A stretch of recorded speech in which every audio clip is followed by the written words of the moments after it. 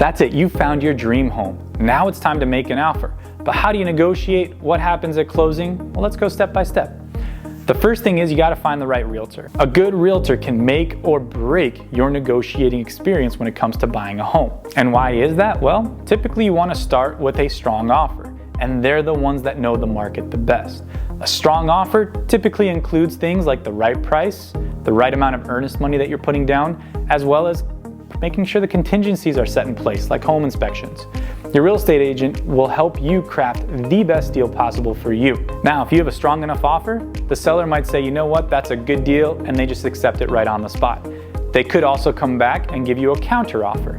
Maybe you offered $350,000 and they want $360,000. Right? Once again, this is where a good real estate agent comes into play that knows the market you're looking in to get you the best possible deal. After your offer is accepted, we go into underwriting, which we briefly touched on in a previous section. After the underwriting process, you're fully approved to buy that home. Now you've got the keys, but your journey doesn't end there. Let's talk about managing your mortgage and building long-term wealth.